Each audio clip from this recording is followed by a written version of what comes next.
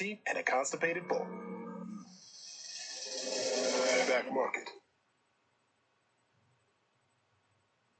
Hello, my name is Irving Finkel and I'm a curator in the British Museum in the Middle East Department, and this is Curator's Corner once more.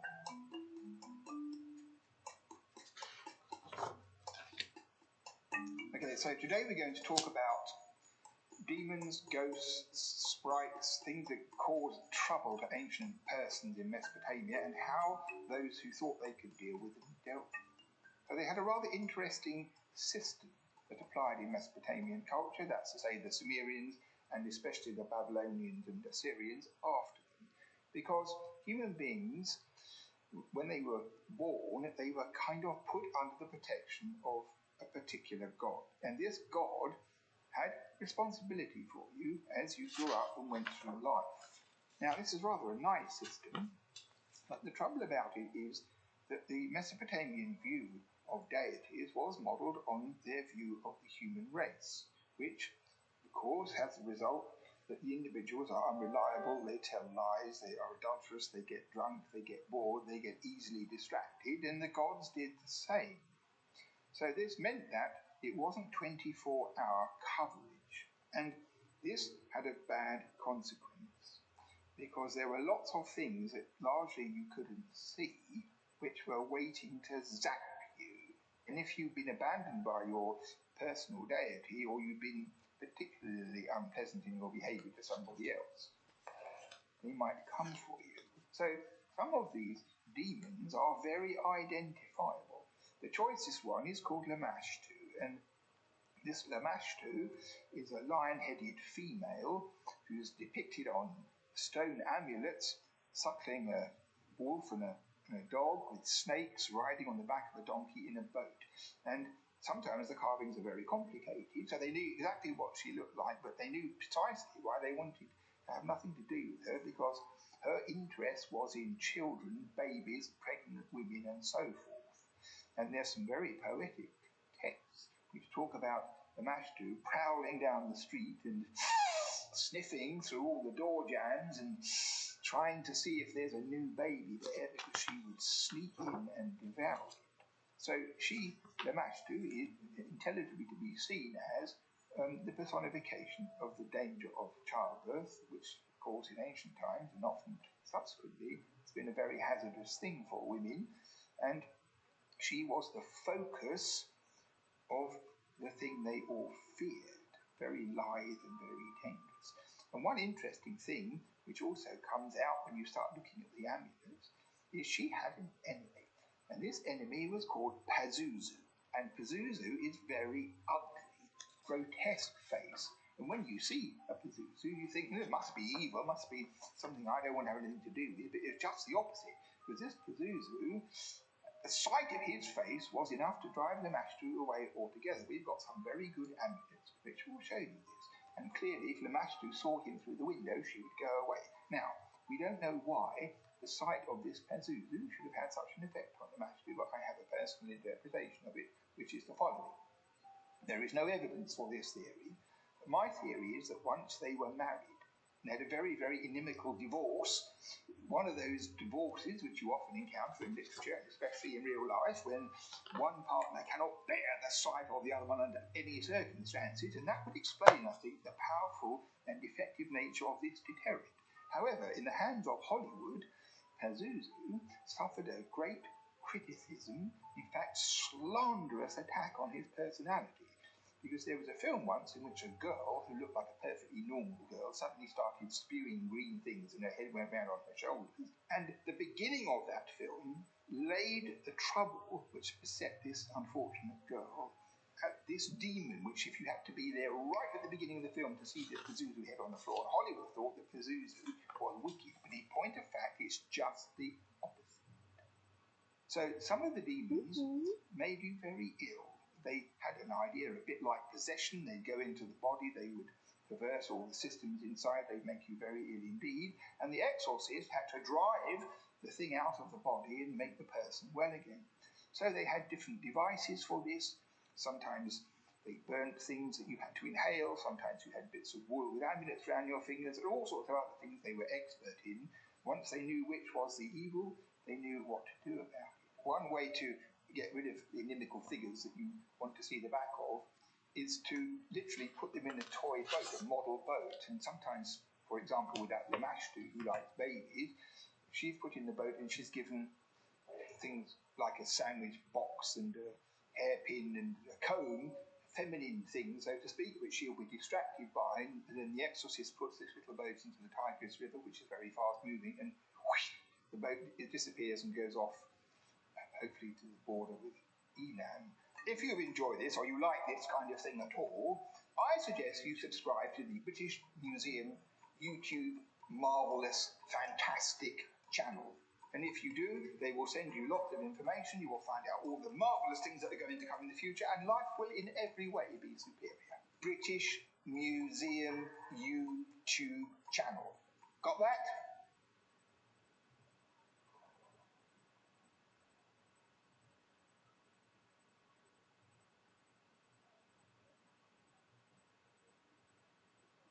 One of the great challenges in this world is knowing enough about a subject to think you're right, but not enough about the subject to know you're wrong.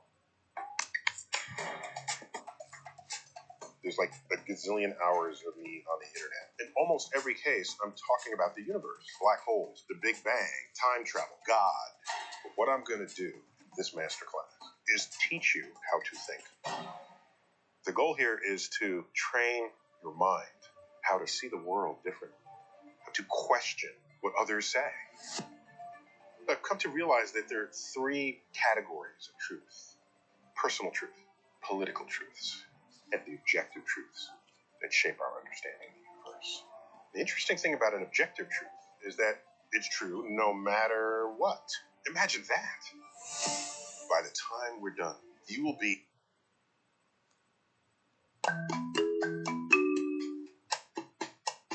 My name is Dr. Irving Finkel, and I'm a curator in the British Museum in London. And welcome to my corner. I'm a curator, I've already admitted, but I have a slightly strange aspect to my curatorship, because I've always wanted to be a curator in this very building, because when I was 9 years old already, I decided that that's what I wanted to do. And I've been very fortunate, because through a whole bewildering series of circumstances, that's what happened to me. I ended up becoming one, and I've been one for ages, and I'm going to be here for another 500 years. So I work in this department where we have all sorts of treasures from antiquity, rescued from the soil and looked after forever, and among their treasures, perhaps the most significant, are the cuneiform inscriptions written on bits of clay, which came out of the ground of Iraq and were excavated mostly in the 19th century and brought to the British Museum, where they've been looked after ever since. And we have about 130,000 of them. They cover 3,000 years of time, from the beginning of writing down to the time of Jesus and slightly later into the 1st century AD. Now, it's impossible for anybody in the world to imagine what it is like, firstly, to get a job in the one building in the world you wanted to get a job in, because it's the most important building in the universe, and secondly, to get the keys to the cupboards. Because in my department, like all the other departments, the collections are incalculably wonderful and incalculably huge, and the material is just fantastic. It makes a kid in a toy shop or a chocolate shop a trivial matter, because you can open chest after chest of treasure and examine what's inside. And when it came to inscriptions, there were, as I said, 130,000 of them. And I looked at them all at least 3 times, and they are full of marvellous, marvellous things. And one of my favourite ones is something quite extraordinary, because it was written in the 2nd century BC, a very late tablet in Babylonian terms, which has on it the following marvellous thing. It tells you how to play the national board game of ancient Mesopotamia. And I found this after about 2 years, and I worked on it because I've always liked reading things which are difficult. And this tablet was very difficult, and I worked on it.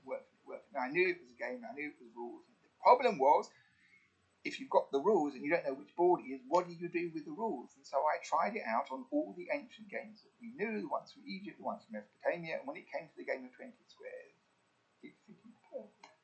This is not the real board, it's a very good replica. It's a kind of photograph of the original, so it gives you a really good idea. So one player will come in from this corner, go down this edge, up the middle, and then turn round and off in that direction. Whereas his opponent will come down this side, go up the middle, up here, and then off that side. Come over here and have a look, because this is the real board, the original board from about 2500 BC. And next to it you can see the round black pieces and the round white pieces for the two sides of players. And there are two kinds of dice that they could use in order to generate the scores. And over here we have this clay tablet, not quite complete, a bit broken, which has on it the rules which allow us to see how this game was played in ancient times, and we can see that it was a good and exciting race game. So it's really quite true that I've been interested in this game almost all of my life, because I made this when I was about 9 when I first got interested. So I copied a photograph of the original thing in a book the best I could, sawed this out without cutting off a finger, and painted.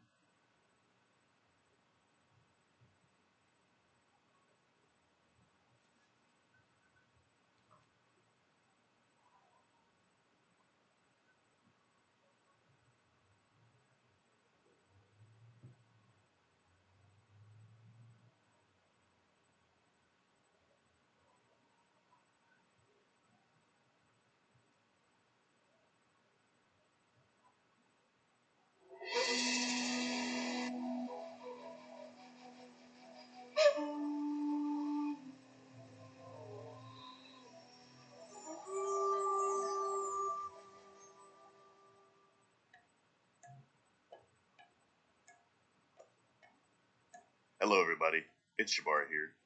Today's video is a patron request. If you'd like to make a video request of your own, you can do so by becoming a patron. The link to this can be found below.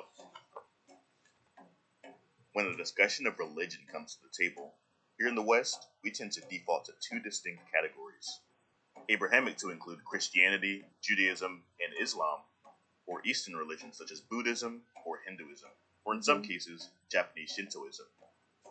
The only religion with African origins that is fairly well known in the West is Voodoo. However, it's often portrayed as an evil or demonic religion, and given its colonial history, it too is heavily influenced by Christianity, with its origins actually resting in the Vodun religion of the Van people of West Africa. So prior to colonialism, what religion did Africans follow? Is there some collective tribal religion practiced in Africa? Or was it simply this demonic idol worshipping, or juju, that is commonly depicted in movies? Are any of these religions still practiced today? And what gods do they worship? First, we'll cover the obvious ones, since they have historically and presently have the largest percentage of practitioners on the continent. Ever since the birth of Islam, it has slowly trickled its way throughout the African continent. North Africa was Islamized quickly and largely by force, while sub-Saharan Africans, for the most part, were peaceful converts, almost certainly through trade relations with Arabs and North Africans. Historically, trading with fellow Muslims has always been a good practice, as it allowed Islamic African empires to hold a monopoly on all the trans-Saharan trade caravans. Converting to Islam was also an incentive to not be taken into slavery, as it was forbidden to enslave a fellow Muslim or go to war with a fellow Muslim country.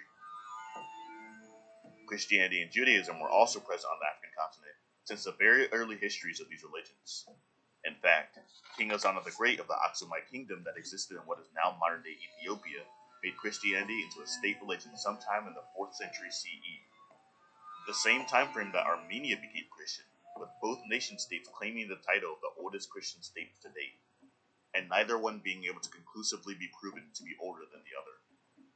Despite the heavy influence of Abrahamic religions in Africa, they remain restricted entirely to the northern, eastern, and western regions of the continent. Even within these regions, traditional religions still held sway by many groups and populations, such as the Mosi and the Dogon kingdoms. Or in many cases, they were even blended with Abrahamic religions. In West Africa, for example, historically the forested regions is where the influence of Islam was noticeably more negligible, with the kingdoms and empires of the region being entirely traditional in most cases. There are hundreds and perhaps thousands of indigenous religions on the African continent, but many of them share striking similarities with their neighbors, indicative of common origins in a similar fashion to how Abrahamic religions are similar to one another. For that reason, we'll cover just a few of these distinct religions by region. Most West African religions consisted of one supreme creator god and several lesser gods or goddesses. The Yoruba people of the West African Forest Zone, for example, worship the pantheon of gods known as Orishas. This pantheon rivaled the complexity of the Greek and Roman pantheons, containing hundreds of gods with complex relationships between one another, the universe, and mankind. In fact, they are believed to have powers to possess human bodies and serve as messengers between the heavens and the earth. Shango, for example, the Yoruba god of thunder, fire, and masculinity. A god that is actually very similar to the Norse god, Thor. In fact, Thor carries a tool that gives him his power over thunder, a concept that parallels Shango. However, instead of carrying a hammer, Shango carries a double-bladed axe.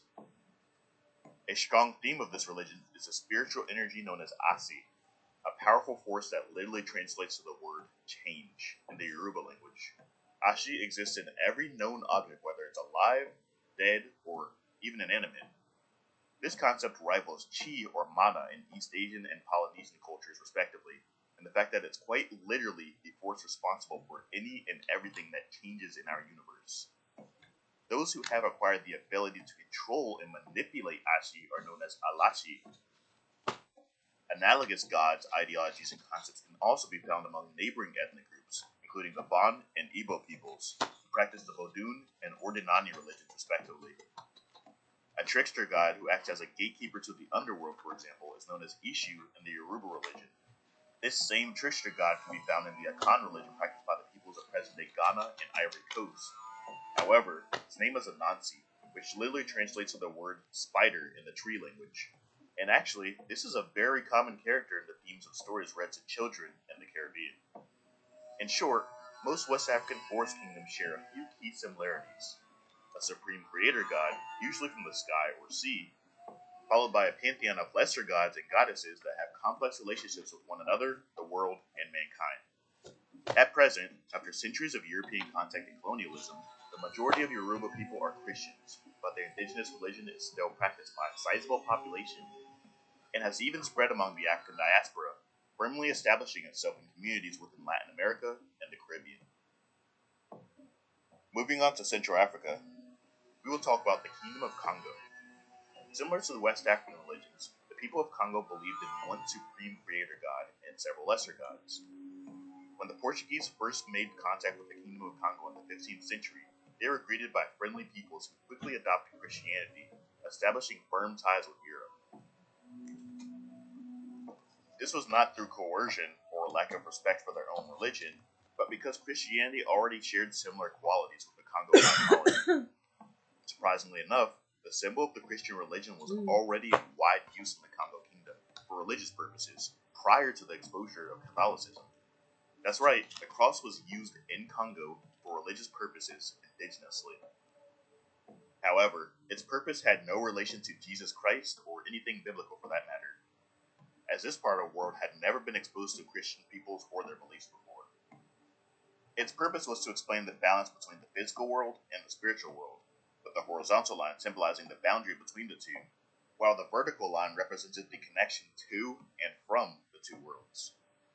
The traditional religion of Congo tends to place a great emphasis on the balance of everything that mankind experiences, whether it be male or female, physical or spiritual, good or evil. There were several such symbols like these used among the Congolese peoples for similar purposes. Even their supreme creator god, Nzambi Mkungu, is described as being both a male and a female entity at the same time. The last religion we'll discuss will be the Khoi and the San peoples of southern Africa. Like most of the religions formerly mentioned, the Khoi and the San believe in one supreme creator god, whom they call Tsui Goab. However, unlike their Western and Central African counterparts, their religion seems to lack a large pantheon, having no lesser gods or goddesses. They do, however, have a devil-like figure responsible for all evil, sickness, and unfortunate events that happen in the world, whom they call Kang. One similarity that he does share with his West African counterparts is the fact that he is regarded as a trickster, deliberately playing mind games with men and manipulating them to cause misfortune, and is described as both a creator and a destroyer. Among the Khoi people, this trickster figure is regarded as an entirely separate entity, whom they call Hetsi Abib. Another thing that is particularly interesting about the religion of the Khoisan is that some groups believe that after they die, their spirits manifest in the stars. A concept that seems very familiar to those of us who grew up in the 90s. Mother?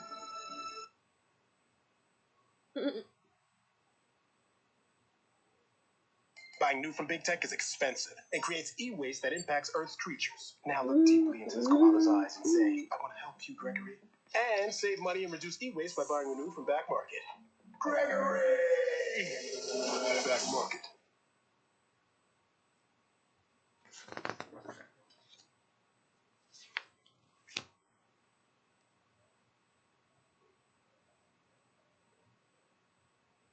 As a doctor, I know the value of good therapy. So, dear friends, may I prescribe 2 activities to help us experience the healing power of gratitude. During my 96 years of life, I've seen a Great Depression, a world war, the rise of terrorism, hunger, and poverty throughout the world.